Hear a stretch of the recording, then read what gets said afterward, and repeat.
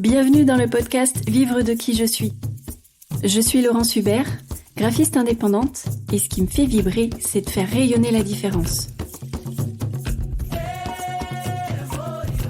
Si tu es à la recherche de conseils concrets, de ressources inspirantes pour développer ton activité et prendre un peu de hauteur, alors tu es au bon endroit. Installe-toi confortablement et je te laisse savourer l'épisode du jour. Bonjour et bienvenue dans le podcast Slow Business pour entrepreneurs en quête d'impact positif. Aujourd'hui, j'ai le plaisir de recevoir Guillaume Roux, avec qui on va discuter d'un sujet passionnant, je trouve.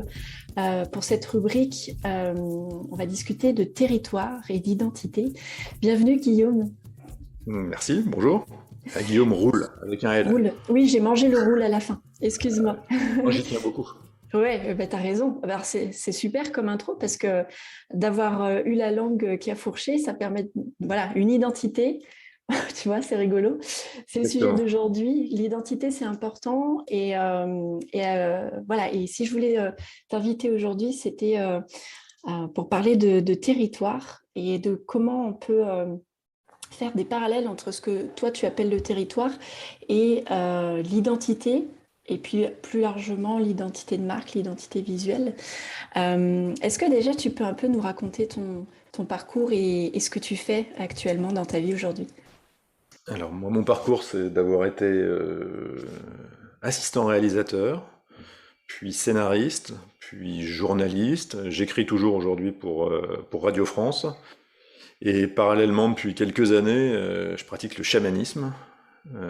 Donc je me suis intéressé au chamanisme pour des raisons liées à mon histoire personnelle. D'abord comme quelque chose qui m'intéressait sans doute pour me découvrir moi-même un peu plus loin dans ma propre identité. En fait, il y avait quelque chose là-dedans.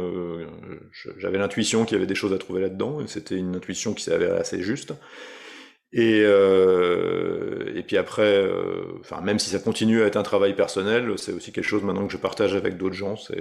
Je partage les techniques autour du chamanisme.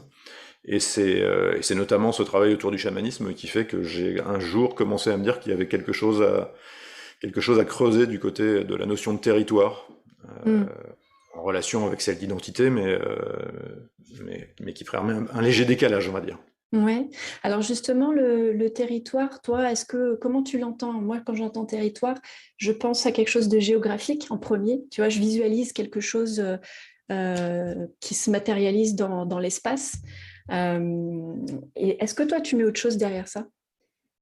Alors je mets sans doute de plus en plus de choses, mais c'est quand même de ce territoire-là dont il s'agit d'abord.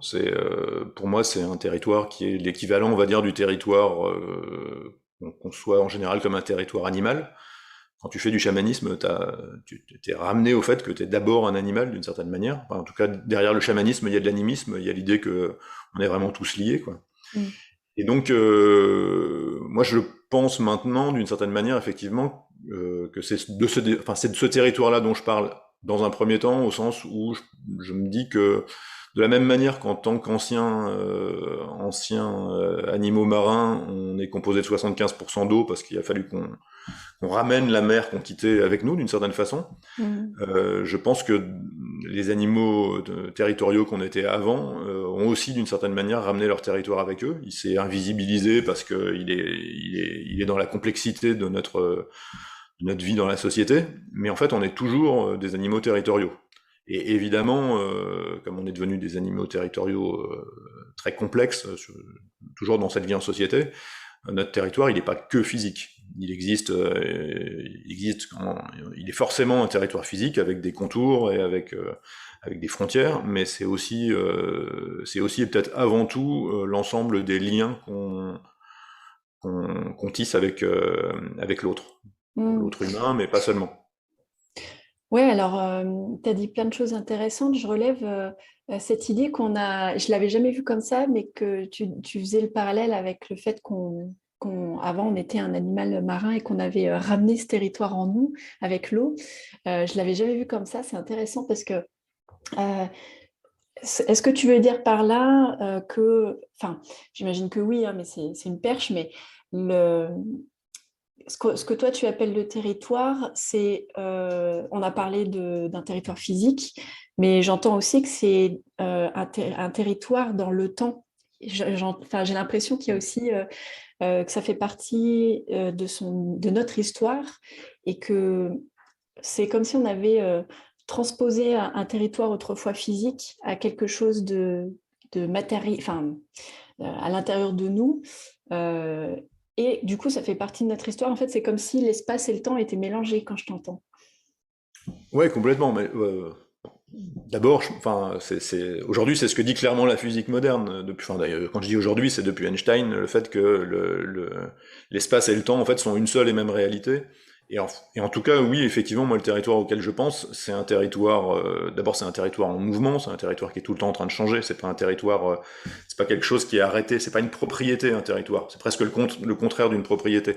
C'est pas quelque chose qui t'appartient. C'est plutôt quelque chose à quoi tu appartiens d'une certaine façon. Et c'est effectivement quelque chose qui est tout le temps en mouvement, c'est quelque chose qui t'accompagne dans le temps et qui vient loin dans le temps, qui vient, je pense, qui d'une certaine manière prend ses racines alors dans ton passé historique, enfin dans ta famille, là où t'es né. Moi, j'ai vécu pendant une vingtaine d'années à Paris avant de revenir là où je suis né et où j'habite maintenant, donc en Lorraine. Et il y avait vraiment un côté, je revenais aussi sur mon territoire. Alors, la Lorraine entière est pas mon territoire, et j'ai des tas de bouts de territoire, même physiques, qui sont ailleurs qu'en Lorraine en réalité, je pense. Mais il y a cet aspect-là, parce que ma famille, enfin parce qu'au moins la moitié de ma famille arrive de là, quoi, par exemple. Mm. Ouais, c'est intéressant. Et du coup, euh, tu parlais de... Tu as dit un truc hyper intéressant sur le fait que je l'ai perdu, ça y est, mais le territoire, euh, il est en mouvement et que c'est pas, il nous appartient pas. C'est pas une propriété. Et ça, je pense que c'est hyper important à relever parce que dans notre représentation moderne, je vais dire, hein, je mets des guillemets, la personne me voit, mais euh, on a l'impression qu'un territoire, c'est une possession. Et moi, dans toutes les lectures et les réflexions que j'ai depuis des années, je me dis, mais il me semble que quand on était nomade, quand l'espèce humaine était nomade, visiblement, il y avait un équilibre un peu plus sympa au niveau des écosystèmes, des liens entre les gens, qu'aujourd'hui où on est sédentaire et on a de la possession, on possède les choses, on possède un territoire, justement. Et toi, tu viens apporter cette nuance que, bah non, en fait, un territoire, c'est pas forcément un lieu qui nous appartiendrait, mais qui fait plutôt partie de nous. Et ça, c'est intéressant parce que je fais le parallèle avec donc l'identité que moi je travaille à travers mon métier. Donc une identité qui va donner ensuite une identité visuelle. Et on parle aussi de positionnement. Positionnement, c'est une place qu'on prend.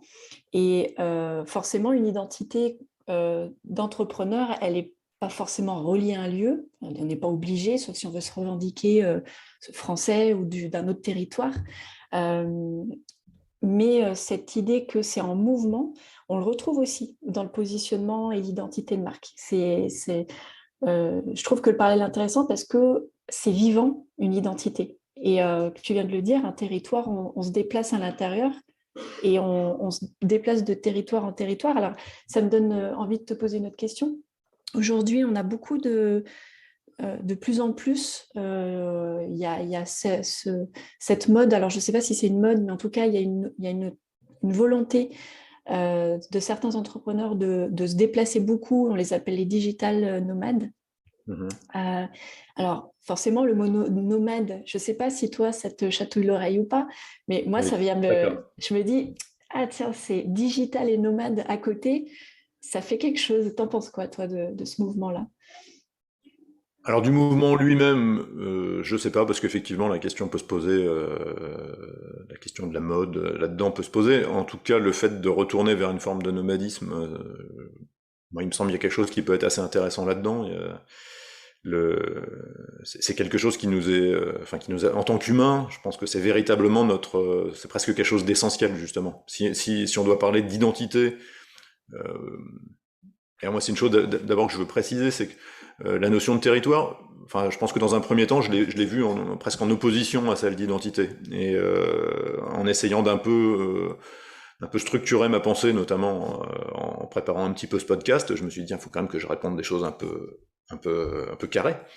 Je me suis rendu compte aussi que d'une certaine façon c'était presque, enfin que si je les mettais en opposition, je faisais exactement le contraire de ce qui m'intéressait. C'est-à-dire que je pense que mettre des choses juste en opposition les unes avec les autres, c'est rarement, enfin, c'est intéressant quand t'es dans de la dialectique, mais ça veut dire qu'il y a un troisième truc qui en ressort. Donc d'une certaine manière, il peut y avoir opposition, mais il y a aussi continuum entre les deux. Alors, Et justement, moi, ça m'intéresse de savoir pourquoi au départ, tu pensais devoir les mettre en opposition.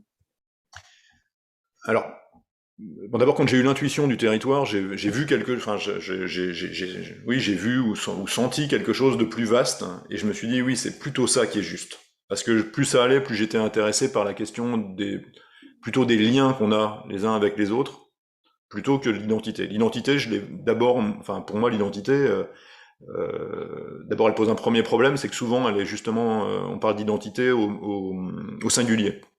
Mm. Moi, j'ai jamais réussi à me reconnaître vraiment dans une identité au singulier. Et en réalité, je ne vois aucune personne, ni à travers l'espace, ni à travers le temps, qui ait une identité singulière, une seule chose. Par contre, il y a clairement quelque chose qui existe, en tout cas dans notre société aujourd'hui, c'est sans doute plus large que ça, hein, et qui n'est pas que négatif d'ailleurs, qui est qu'on va te réduire à cette identité.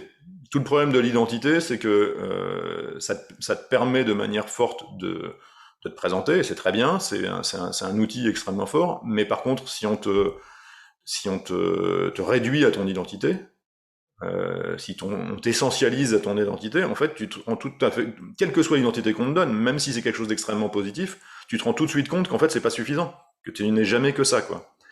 Et, euh, et en fait, je pense que justement chez nos ancêtres chasseurs-cueilleurs, nomades, mais même peut-être même encore aujourd'hui, et pas seulement chez les chasseurs-cueilleurs, disons dans des cultures qui sont un petit peu moins réductionnistes que la nôtre. Mm. Je pense que la place de l'individu comme quelque chose d'extrêmement important est moindre. Ce qui est important, c'est plutôt les relations qu'elle tisse avec ce qui est autour d'elle, quoi. Cette personne, cette identité qui est vraie, hein, qui est quelque chose de...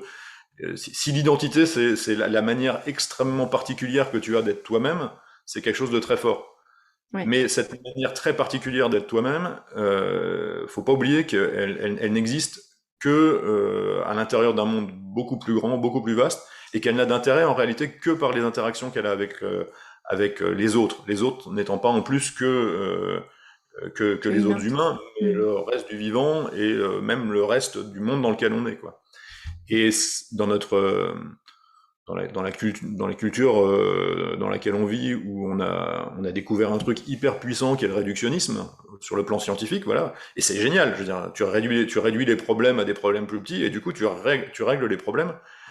Mais il y a un problème dans l'autre sens qui est qu'on a du mal à reconstruire le truc dont on est parti au départ. Ouais, on a réglé tout un tas de petits problèmes, mais on finit par oublier la totalité. Ouais. Et les relations à l'intérieur, quoi. Oui, oui, Mm. c'est ça. Et le territoire, quand je parle de territoire, c'est pas un territoire dans lequel je m'imagine seul. Pour moi, mon territoire, il n'est fait presque que d'interactions. Mm. Alors, éventuellement, ce qui serait mon identité, c'est le fait que dans ce que je considère être mon territoire, j'ai envie qu'on respecte mes règles. Mais Mm. j'ai aussi des tas de bouts de territoire qui sont partagés avec d'autres gens, et dans ces bouts de territoire, il faut que je partage les règles aussi. Il faut qu'on trouve des règles ensemble. C'est tout un. Tu vois, là, quand on se parle, là, on vient de créer un bout de territoire ensemble, et, euh, et avant que le podcast commence, on a discuté un petit peu. On n'a pas forcément été très poser des règles très très carrées, mais c'était quand même déjà une manière de dire bon voilà, on va quand même on va se mettre d'accord sur un minimum de règles sur la manière dont ça va se passer. Et on est tout le temps en train de faire ça de manière inconsciente. Mais voilà, on a créé ce petit bout de territoire ensemble, et ce petit bout de territoire, ben c'est aussi un petit bout de mon territoire et un petit bout du tien les deux se touchent un petit peu Mm. comme un ensemble. Et alors, tu as dit aussi quelque chose tout à l'heure sur le fait qu'on ne peut pas être une identité singulière. C'est vrai qu'on utilise beaucoup ce mot singulier. Enfin, moi, j'utilise beaucoup aussi. Et tu disais que singulier, ça veut dire qu'il y a un seul euh, et qu'une identité, ça ne peut pas être quelque chose de seul. Tu disais, enfin, à peu près, je crois. Et c'est là où j'ai envie de rebondir, alors déjà, je suis entièrement d'accord avec toi, et c'est marrant parce que Dans ma façon de parler de l'identité, moi, alors, j'allais dire je me bats, mais c'est peut-être pas le bon mot, mais en tout cas, j'ai à cœur de porter l'idée qu'on est multiple.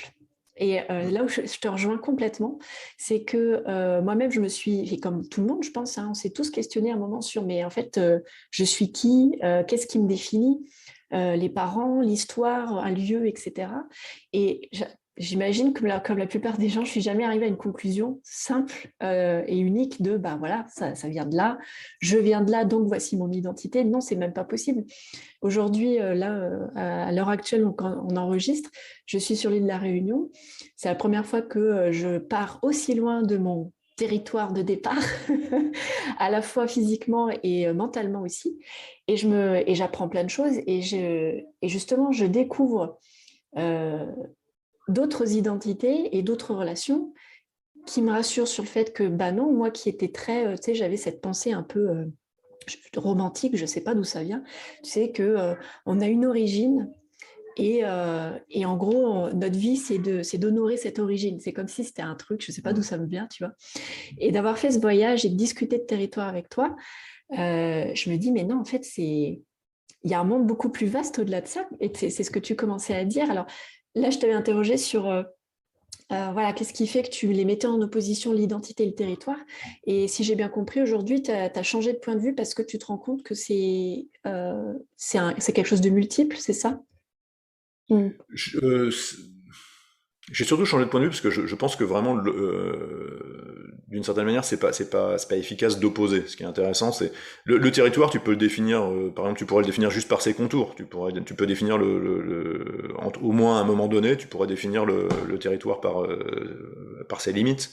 Et moi, dans le travail que je fais, j'aime bien être sur les limites. Enfin, il y a un aspect d'exploration, mais en fait, ce qui définit le territoire, c'est presque plutôt son cœur. Enfin, c'est ce qui est à l'intérieur. C'est comment ça fonctionne sur le territoire. C'est pas, c'est même un peu c'est un peu curieux finalement de s'intéresser toujours tellement aux limites de notre territoire. Même si effectivement, bon, c'est là où tu vas défendre un certain, voilà, tu sais que c'est là, mais les limites ne sont que les limites. L'intérêt, c'est quand même plutôt d'honorer ce qui est à l'intérieur. Je reviens d'ailleurs sur ce que tu viens de dire. Moi, je pense que c'est bien d'honorer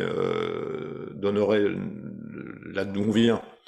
Mais honorer d'où on vient, ça veut pas dire mépriser ou ne pas s'ouvrir à l'extérieur, qui d'ailleurs est peut-être là où on va. Et donc, c'est bien. Enfin, je pense même que c'est quelque chose qu'on m'a dit juste avant que je me lance dans le chamanisme. Il y a quelqu'un qui m'a d'une certaine manière ouvert la possibilité d'y aller en me disant, maintenant, je pense que vous êtes assez enraciné, allez-y quoi. Et ça collait sur le plan temporel et c'était probablement pas un hasard sur le fait que j'allais juste revenir dans la région d'où je viens. Mais c'était pas de cet enracinement-là dont elle parlait, mais je pense que c'est quand même lié et que moi c'est une image qui me revient toujours, je trouve extrêmement importante, c'est que enfin, une métaphore importante, c'est celle de l'arbre. Un arbre Ouais.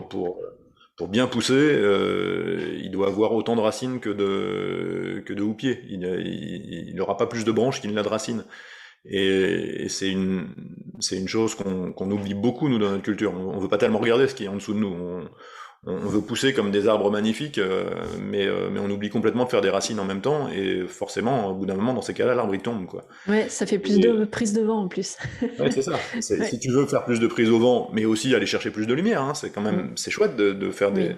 Mais si tu veux aller chercher plus de lumière, il te faut plus de racines. C'est pas, même si regarder vers la terre, vers l'humus, dans notre culture, c'est pas quelque chose de très valorisant. C'est Mm. très valorisant d'aller vers la lumière, mais assez peu de. Et, et c'est ça aussi. Enfin, en tout cas, honorer, je pense, son passé, c'est voilà, c'est accepter que et l'honorer, c'est d'ailleurs aussi l'honorer dans toute sa complexité. C'est pas simplement dans ce qu'il a de joli et voilà, c'est aussi honorer nos blessures, les blessures de nos ancêtres qui viennent. Enfin, c'est tout ça en même temps, quoi. Et Mm. donc c'est pour ça que j'aime plus beaucoup utiliser la notion de en même temps, bizarrement depuis quelques années, mais pour le coup je la trouve, je trouve que dans ce cadre-là, elle est vraiment très juste. Il y a une notion en chamanisme que j'aime bien, qui est la notion de l'os creux. On me dit que quand tu travailles en chamanisme, il y a un moment, il faut que tu te laisses traverser par quelque chose et que te laisser traverser, ça veut dire un peu t'oublier, quoi. Mais l'os c'est aussi une flûte qui fait que la manière dont t'es traversé, c'est une manière unique dont t'es traversé. Mm. Et donc c'est à la fois quelque chose dont tu peux être fier du joli son qui arrive au bout, et en même temps le joli son qui arrive au bout, il vient pas de toi, il vient de quelque chose qui est plus grand, quoi. Ouais. Oui, et c'est parce que c'est creux que la vibration peut créer ce son. Et, Complètement. ouais, alors j'ai plein d'idées qui fusent à la seconde en t'écoutant. Je sais pas par quelle question recommencer, mais tout à l'heure tu parlais de le fait que un territoire c'est de la relation.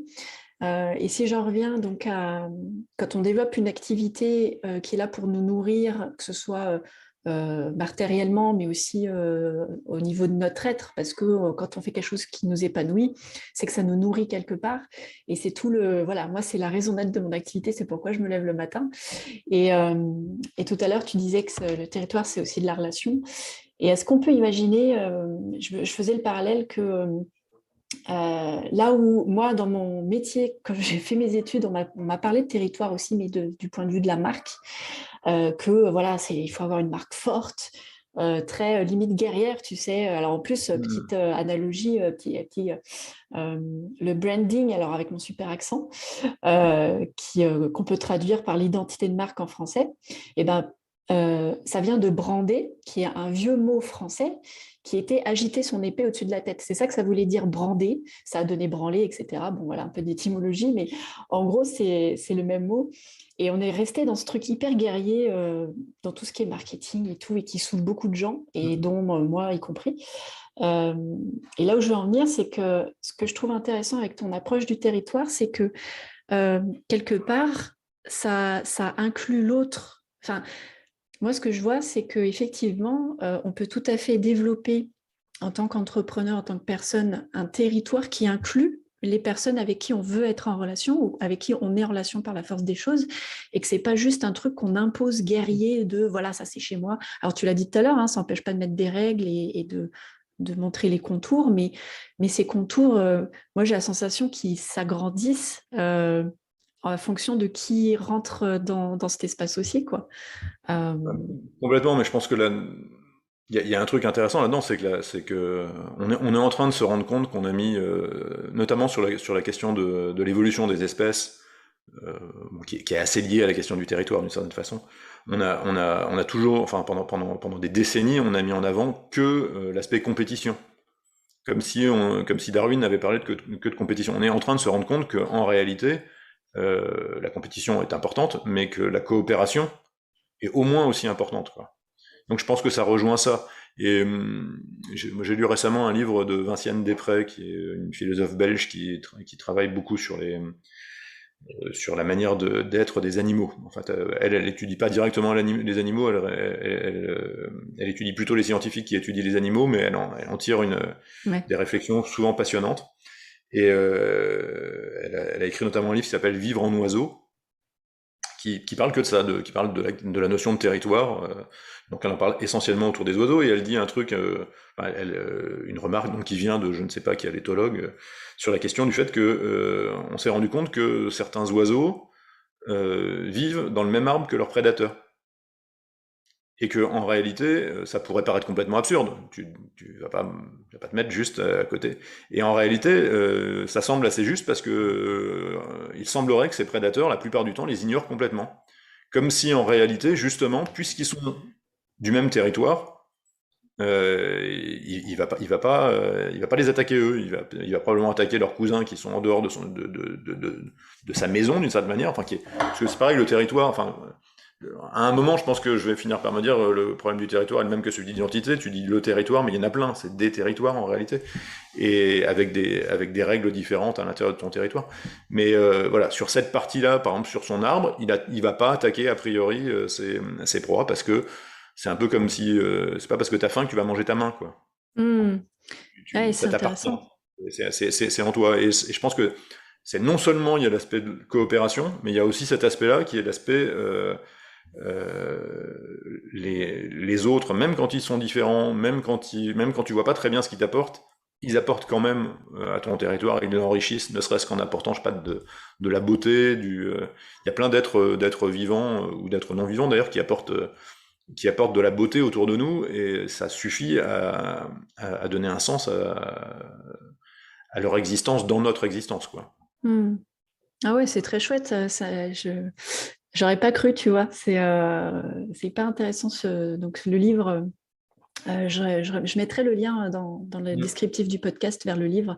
Ça pourrait intéresser pas mal de monde, je pense.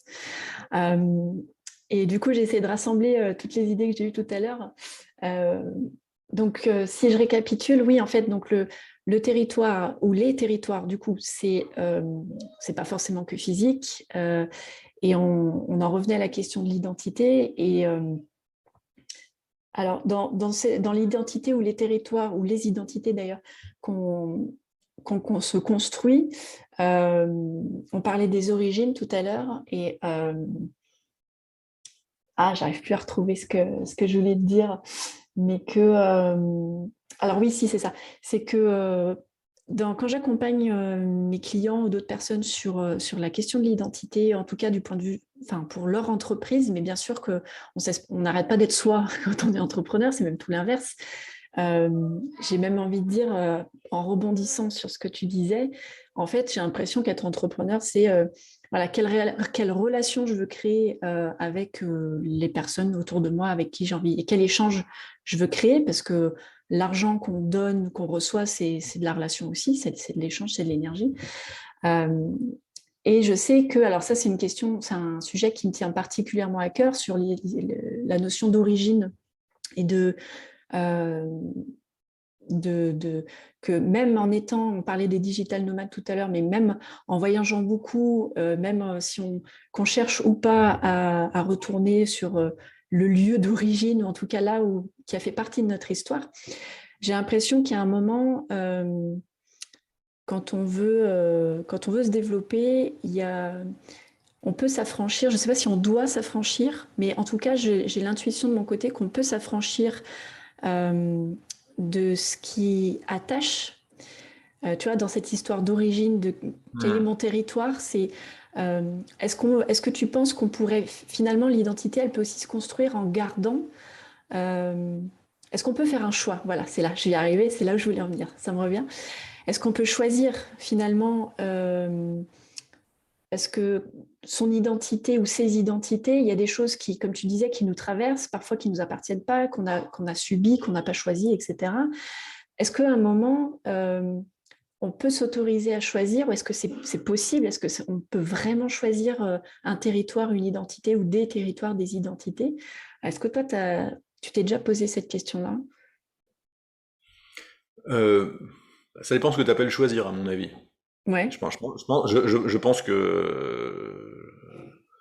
je pense que tu ne gagnes jamais à mettre de côté totalement des choses qui sont vraiment toi. Après, t'es pas obligé toutes de les laisser s'exprimer. Je pense que Leur c'est laisser de la place, peut-être. Enfin, on peut je choisir la pense que place qu'on leur donne. je pense que c'est bien de laisser à chaque partie de nous-mêmes la possibilité enfin de les écouter à chaque moment. Moi, par exemple, je me bats. Il y a quelque chose d'un peu presque schizophrénique. Je me bats à l'intérieur de moi avec une sorte de juge extrêmement rationnel. Et maintenant, je fais du chamanisme. Mm. Et le chamanisme, c'est beaucoup de choses, mais enfin, ça a des aspects rationnels, mais ça a quand même des aspects qui sont très peu rationnels. Et cette partie-là, si j'essaye de la faire taire, en fait, elle est d'une certaine manière, elle est de plus en plus bruyante, quoi. Mm. Je gagne d'une certaine manière à lui laisser une place, à certains moments, à trouver justement dans ce territoire-là, une espèce de sous-territoire qui est le sien, et évidemment des endroits aussi où ça, là aussi où il y a des parties qui se rejoignent, le rationnel et l'irrationnel sont pas coupés. J'ai pas à un moment une vie rationnelle et à un moment une vie irrationnelle.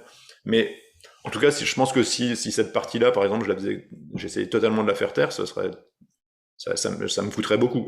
Et l'inverse serait vrai aussi. Je pourrais aussi décider d'être que rationnel, et c'est tentant, et et je pense que même pour des parties plus problématiques de nous, moi je pense on a à l'intérieur de nous en fait, on est une myriade de choses, et de temps en temps, je pense, peut-être que je dis ça pour me rassurer, mais moi, il m'arrive de temps en temps d'être traversé par des idées qui sont vraiment pas jolies. Et je pourrais faire comme si elles m'appartenaient pas du tout. Mais elles arrivent pas là totalement par hasard. Je fais en sorte qu'elles ne deviennent pas des choses que voilà, de pas les mettre en action, mais elles sont là. Je veux dire, en moi, il y a plein il y a plein de parties assez sombres.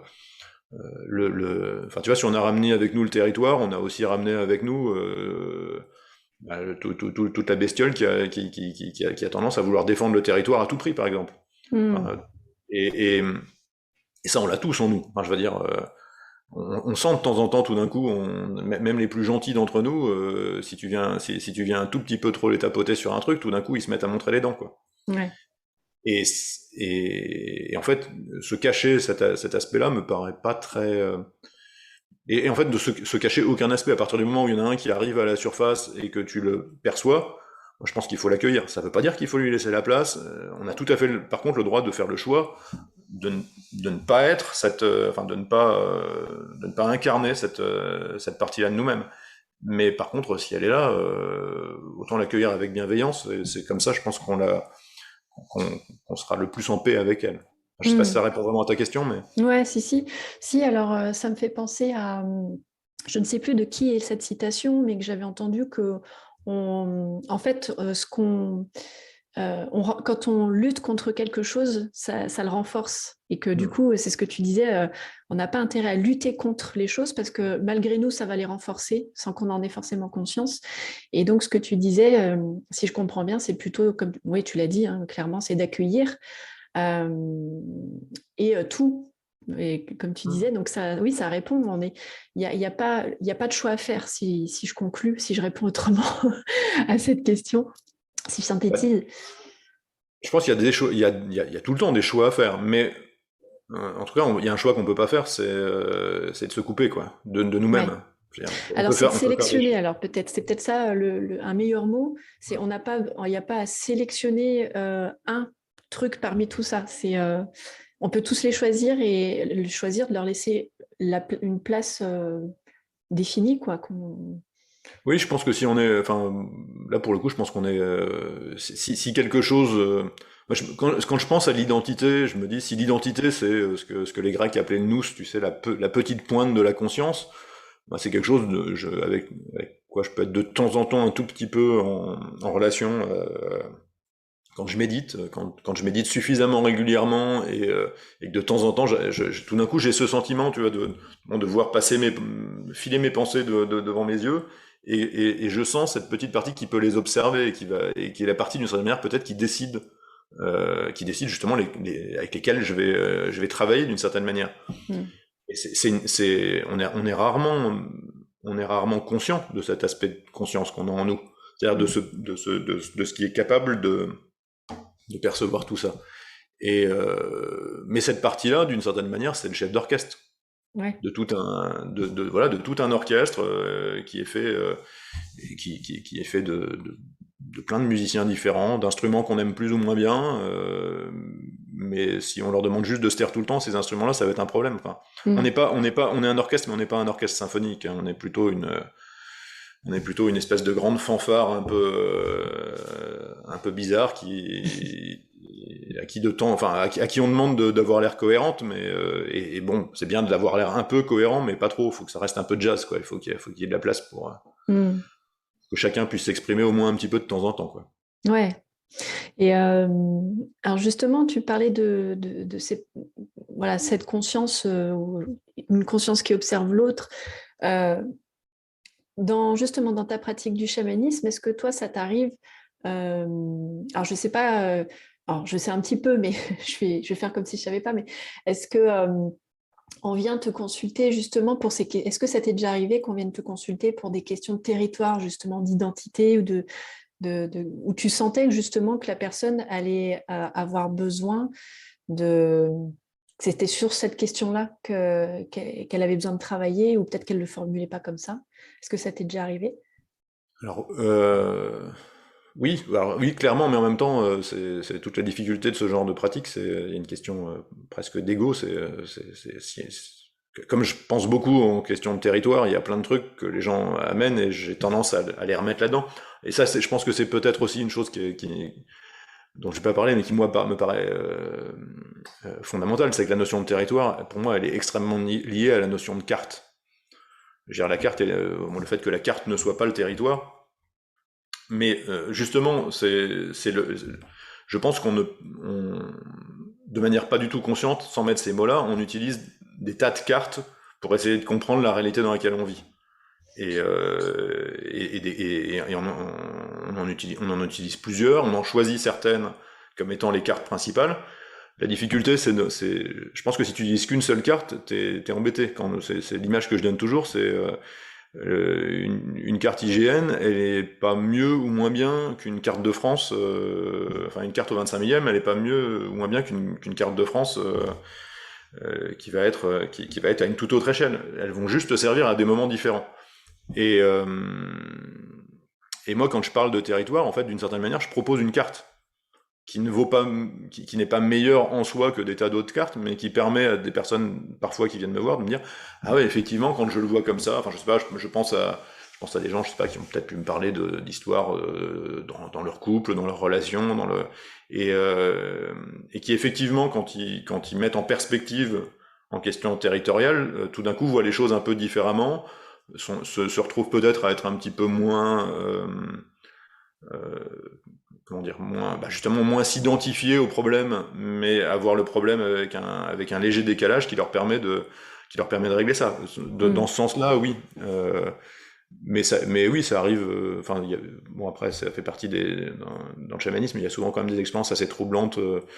Les gens viennent avec un problème, tu te dis, mais en fait, c'est comme s'ils venaient te parler de toi, quoi. C'est troublant à quel point c'est là où c'est assez compliqué d'ailleurs de trouver la bonne distance, de se souvenir que c'est leur problème à eux dont ils viennent te parler à ce moment-là, que c'est pas le tien, et en même temps le fait que tu aies déjà traversé quelque chose qui ressemble, comment tu vas les aider avec ça. Et c'est Oui. là où il s'agit de réussir à être un os creux. Et oui, parce que du coup, vos territoires se croisent, quoi. Et ils se rencontrent. Et en fait, je pense que toute personne qui travaille, enfin, qui est en relation, alors encore une fois, je me focalise sur l'entrepreneuriat, mais Mm. euh, avec nos clients, de toute façon, il y a nos territoires qui se rencontrent. Ça en crée peut-être un troisième au milieu, une zone comme ça. Et si je visualise ce que tu viens de me dire, ça me fait imaginer qu'on peut se placer chacun. C'est à nous de voir où est-ce qu'on se place sur cet espace commun, justement, pour pas et trop être dedans et en même temps. Enfin, et ça en revient à la question de la posture auquel j'avais pas encore pensé, à laquelle j'avais pas encore pensé. Euh, et pareil, tu vois, positionnement, posture, à chaque fois. Alors, j'ai pas toute l'étymologie en tête, mais il me semble qu'on est toujours sur. Finalement, dans nos jargons d'entrepreneurs, on a quand même vachement de mots qui font référence à l'espace, je trouve, et à la place qu'on a à prendre. Et c'est intéressant de les voir comme ça, je trouve, justement parce que ça remet une dimension là où positionnement, posture, place, etc., ça peut paraître parfois un peu déconnecté de la réalité et du concret. Bah, là, c'est marrant, même si on parle de voilà, la façon dont on discute du territoire depuis tout à l'heure, on fait des grands écarts et c'est génial, c'était le but. Et en même temps, c'est hyper concret tout ce que tu nous partages.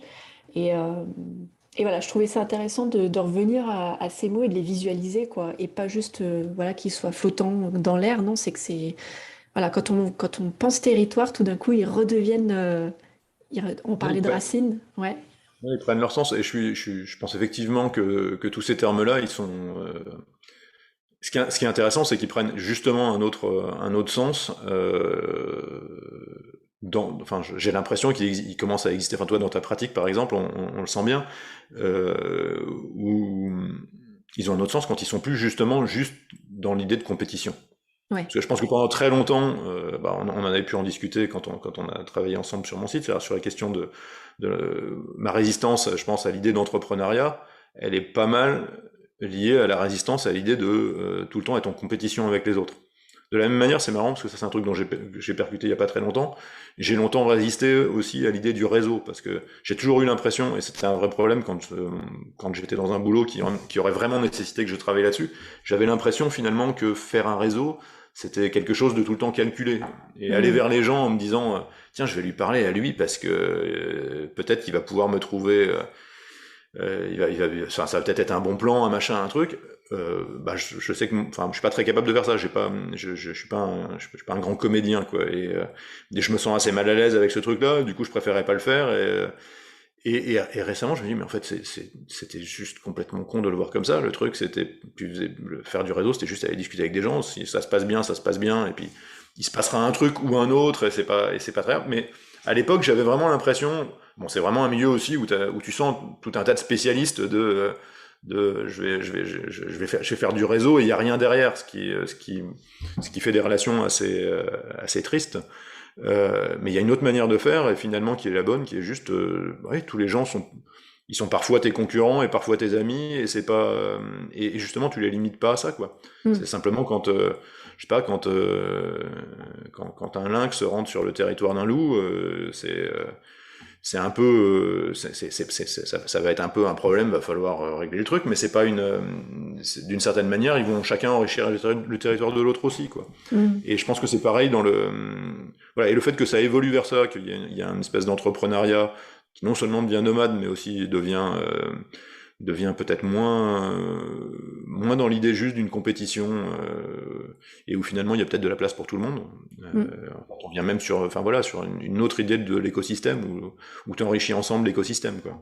Oui, complètement. Ben, justement, toi, ta vision du territoire, je trouve elle est hyper alignée avec cette vision de l'entrepreneuriat comme étant un écosystème, parce qu'à partir du moment, tu l'as dit tout au long de notre échange, hein, à partir du moment où si on a connaissance du territoire de l'autre, c'est-à-dire qu'on apprend à le connaître, qu'on est en relation et que du coup il y a un autre espace qui se crée à la jonction des deux, et voire même d'autres tours, etc., et qu'on voit les choses un peu plus, alors je ne sais pas si c'est en 3 dimensions ou à plus de dimensions, du coup je ne les ai pas comptées, mais il n'y a plus de...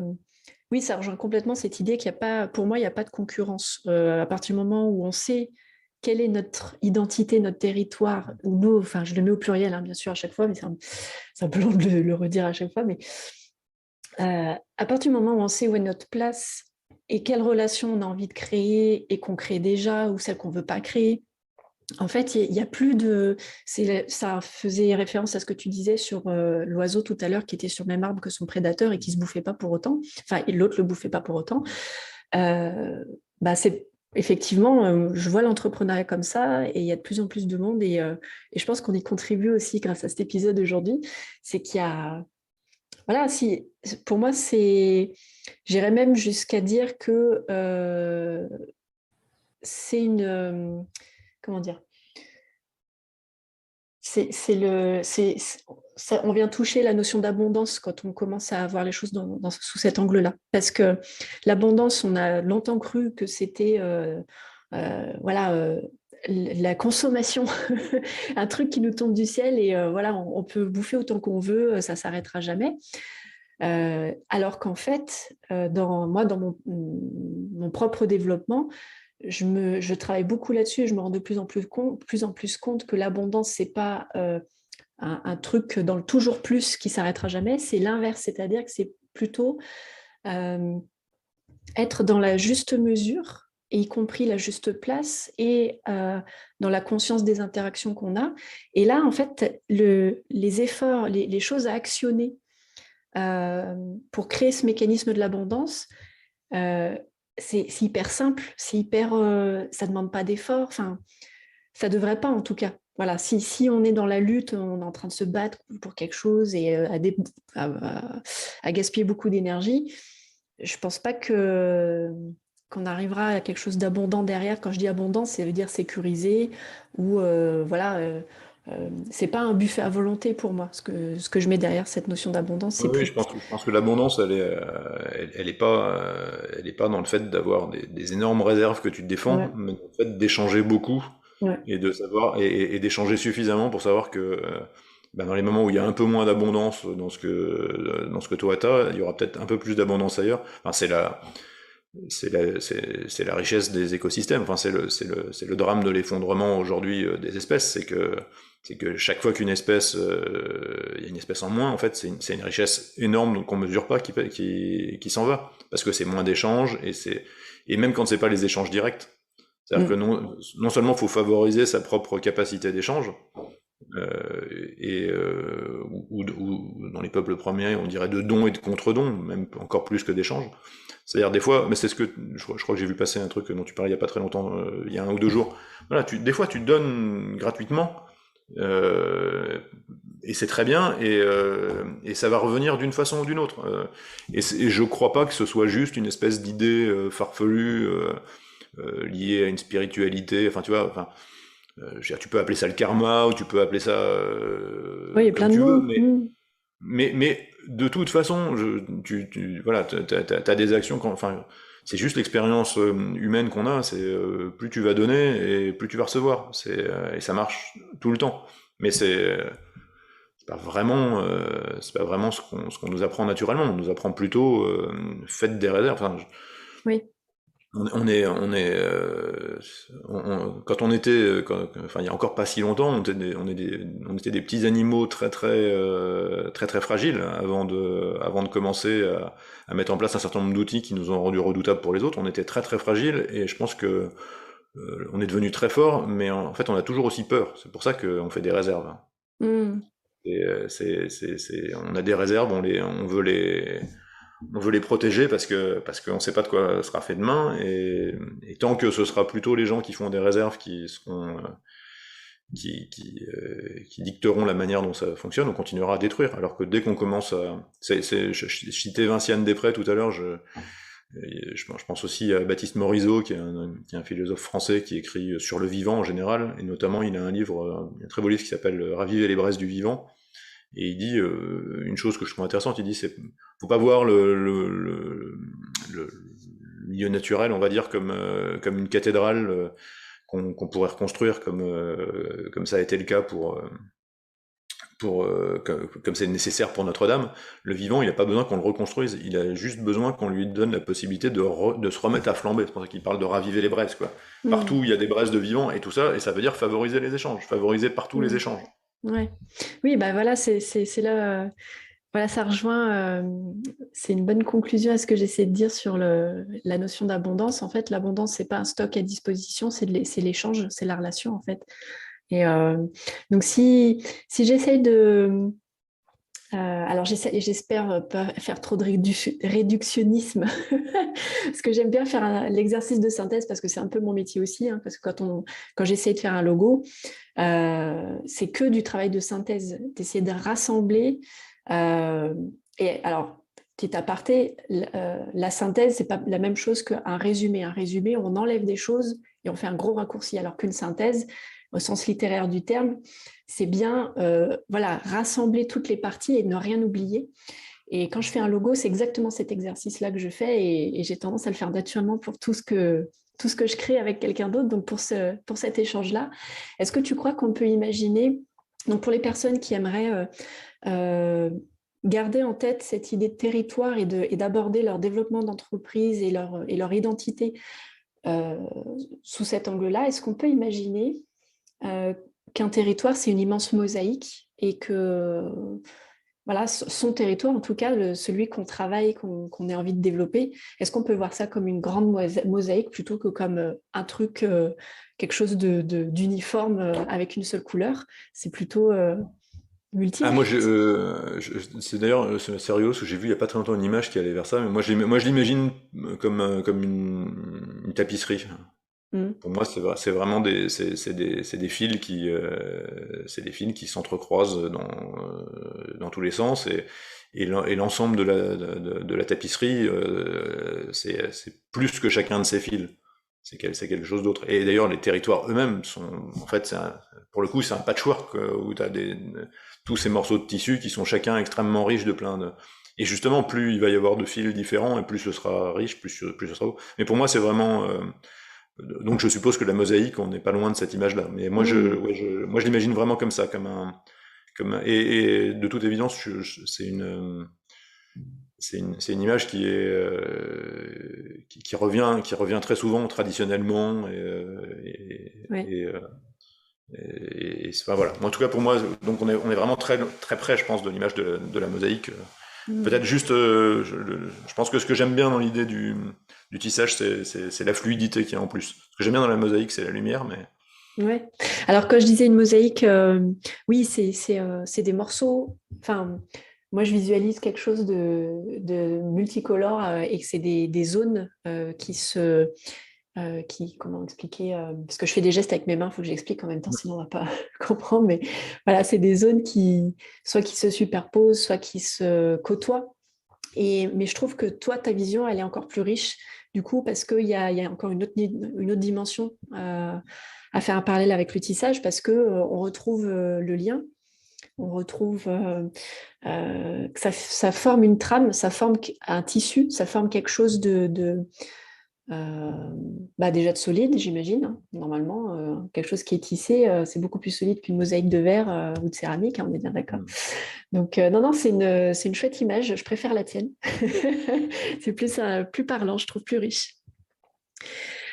Écoute, merci Guillaume pour cet échange. Je pense qu'on aurait pu continuer encore longtemps. Pourquoi pas un prochain épisode avec un autre angle. Je remettrai donc toutes les ressources en description et puis le lien vers ton site quand tu seras prêt à le partager si tu le souhaites. Et merci. Est-ce que tu as envie de rajouter quelque chose? Non, parce que si je repars, je vais repartir pour du long et puis on va recommencer, on verra ça pour l'épisode 2. Ok, super.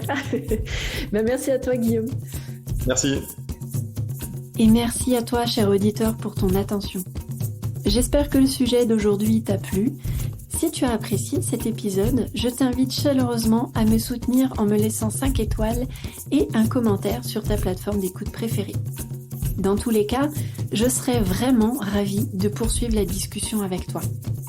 Tu peux justement me retrouver sur Instagram, LinkedIn ou bien découvrir les coulisses de mon propre développement en t'abonnant à ma newsletter.